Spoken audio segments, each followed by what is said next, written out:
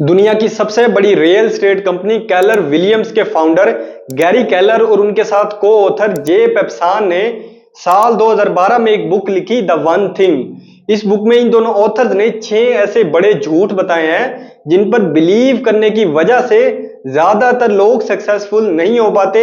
और आज की वीडियो में हम इन्हीं 6 बिग लाइज को ही देखेंगे कि कैसे ये आपकी और आपकी सक्सेस के दरमियान एक बहुत बड़ी रुकावट बने हुए हैं। इक्वालिटी एक बहुत ही खूबसूरत लफ्ज है जिसे परस्यू किया जाता है in the name of justice and human rights, लेकिन रिजल्ट्स की दुनिया में अनफॉर्चुनेटली चीजें कभी भी इक्वल नहीं होती। हर टास्क की अपनी ही एक इंपॉर्टेंस होती है और उस इंपॉर्टेंस के अकॉर्डिंग ही टाइम मिलना चाहिए उसे।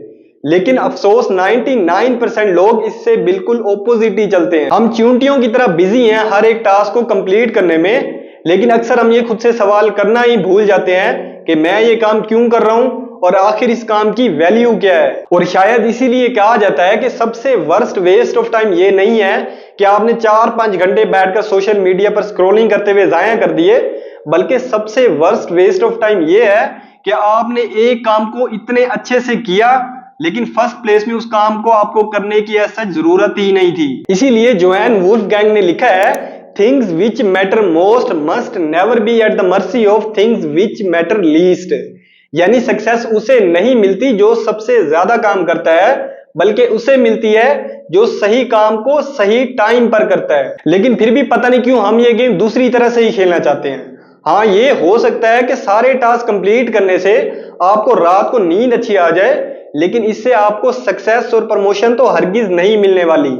और इस चीज से बचने का बस एक ही तरीका है, आप अपनी वन थिंग यानी अपने लाइफ के सबसे ज्यादा इंपॉर्टेंट टास्क को पहचाने और फिर उस टास्क को उसका डिजर्विंग टाइम दें। इसी के साथ हम बढ़ते हैं अपने लाय नंबर 2 की तरफ। अगर हमें अपनी वन थिंग क्लियर भी हो जाए फिर भी अक्सर हम ये ट्राई करते हैं 2-3 कामों को एक साथ करने की, जिसे आम जुबान में मल्टीटास्किंग कहते हैं, ये सोचकर के शायद मल्टीटास्किंग करने से हम अपना टाइम बचा रहे हैं।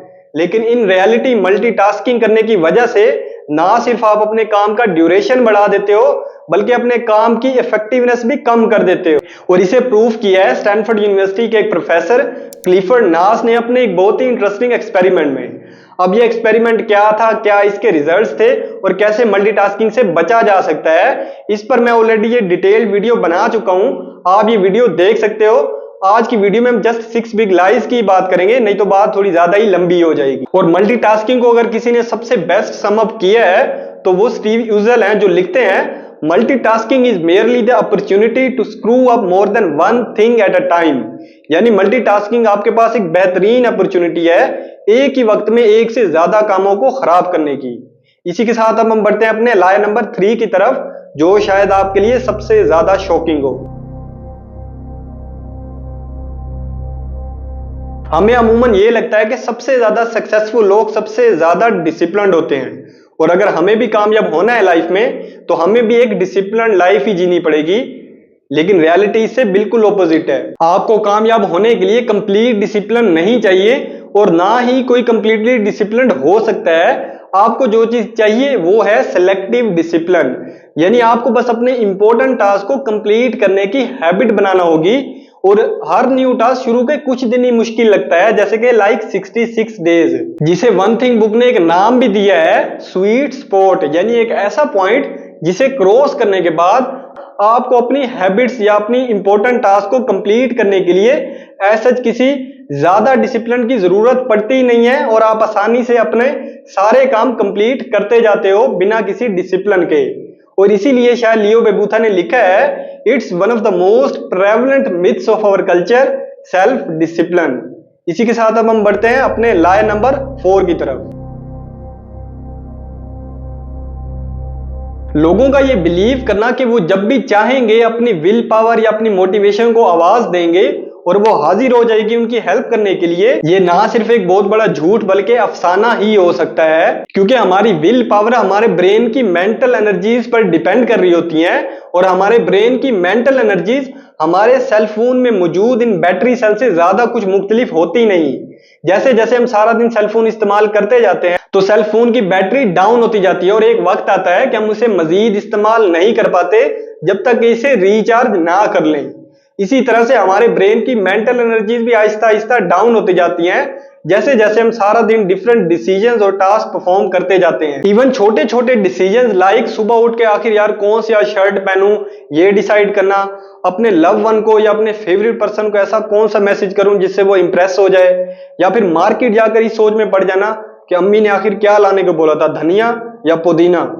ये छोटे छोटे डिसीजंस भी आपकी मेंटल एनर्जी को ड्रेन करते हैं और आपको पता भी नहीं चलता।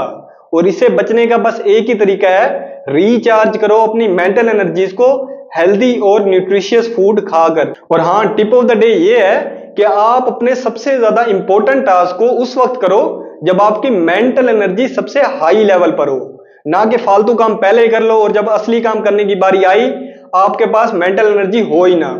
इसी के साथ अब हम बढ़ते हैं अपने लाय नंबर 5 की तरफ। हमारी ये ख्वाहिश तो हो सकती है कि एक बैलेंस लाइफ के साथ ही हमें सक्सेस मिल जाए, लेकिन in reality balance is just a myth, और अक्सर लोग इस बैलेंस को मेंटेन करने के चक्कर में अपने सक्सेस के चांसेस रिड्यूस कर देते हैं। अब बेशक सक्सेस हासिल करने के लिए आपको एक चीज पर कंप्रोमाइज करना पड़ेगा, या तो अपनी प्रोफेशनल लाइफ पर या फिर अपनी पर्सनल लाइफ पर। लेकिन यहां पर शॉकिंगली मेरी आपको एडवाइस ये होगी कि आप अपने पर्सनल लाइफ पर कभी भी कॉम्प्रोमाइज मत करें। जितना भी कॉम्प्रोमाइज आपने करना है प्रोफेशनल लाइफ पर करें। और यहां पर प्रोफेशनल लाइफ से मेरी मुराद ये है, लाइक अगर मैं आपको अपनी एग्जांपल दूं तो मेरी पर्सनल लाइफ तो वो हुई जो टाइम मैं खुद के साथ, अपनी फैमिली के साथ या अपने फ्रेंड्स के साथ गुजारता हूं, और मेरी प्रोफेशनल लाइफ वो हुई जो टाइम मैं यूनिवर्सिटी गुजारता हूं, जो टाइम मैं कंटेंट बनाने पर लगाता हूं, या जो टाइम मैं शाम के टाइम बच्चों को पढ़ाने पर लगाता हूं। अब ये हुई मेरी प्रोफेशनल लाइफ। लेकिन इन सब चीजों को भी मेंटेन करना मेरे लिए काफी ज्यादा डिफिकल्ट था, तो मैंने जस्ट इतना किया कि मैंने अपनी यूनिवर्सिटी का एक दिन लेस कर दिया, यानी अपना एक दिन ऑफ ले लिया, और उस दिन मैं अपना कंटेंट बना लेता हूं। और इसी को ही कहते हैं मिडल मैनेजमेंट। और आपको भी ऐसा ही करना पड़ेगा, यानी इन शॉर्ट आपको अपना एक इंपॉर्टेंट टास्क कंप्लीट करने के लिए दूसरे टास्क पर कंप्रोमाइज करना पड़ेगा। लेकिन वंस अगेन आपने ये बात याद रखनी है कि ये कंप्रोमाइज आपकी पर्सनल लाइफ पर मत हो, ये कंप्रोमाइज आप अपनी प्रोफेशनल लाइफ पर करें, क्योंकि आप अपनी प्रोफेशनल लाइफ में थोड़ा दूर जाकर वापस भी आ सकते हैं। लाइक अगर मैं यूनिवर्सिटी का एक दिन ऑफ भी लेता हूं तो मैं बाकी ऑफ डेज के अंदर अपना वो काम दोबारा से कंप्लीट कर सकता हूं। लेकिन ऑलवेज रिमेंबर, आप अपनी पर्सनल लाइफ में ज्यादा दूर तक नहीं जा सकते, क्योंकि time waits for no one, और यही सबसे क्रूअल बात है टाइम की। और इस चीज को सबसे ज्यादा आर्टफुली अगर किसी ने एक्सप्लेन किया है तो वो जेम्स पैटरसन है, जिन्होंने अपने नॉवल सुजेन्स डायरी फॉर निकोलस में लिखा है, आप इमेजिन करो आपकी लाइफ एक गेम है जहां पर आप 5 बॉल्स को हवा में उछालकर जगल कर रहे हो। अब ये 5 बॉल्स हैं वर्क, फैमिली, फ्रेंड्स, हेल्थ और इंटेग्रिटी की।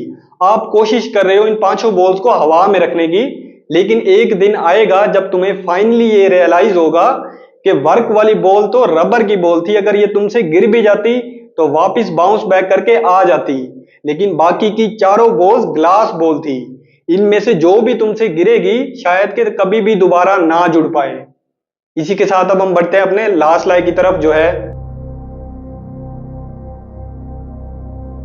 मुमकिन है कि बिग इज बैड बाकी तमाम लाइज में सबसे ज्यादा वर्स्ट है, क्योंकि अगर आपके दिल में बिग सक्सेस का डर बैठ गया है तो फिर शायद आप उसे अवॉइड करोगे, या फिर अपनी तमाम तर एफर्ट्स को ही सबोटाज कर दोगे उस कामयाबी को हासिल करने में। और इसके पीछे वजह सिंपल सी है, जब भी हमारे सामने किसी भी अचीवमेंट के साथ बिग का वर्ड लगा दिया जाता है तो हमारे जहनों में जो वर्ड्स आते हैं वो हार्ड, कॉम्प्लिकेटेड और टाइम कंज्यूमिंग के सिवा कुछ भी नहीं होते, और ये चीज फिर हमें हॉरिफिक कर देती है। और इसीलिए रॉबर्ट ब्राउली ने लिखा है कि we are kept from our goals not by obstacles but a clear path to a lesser goal.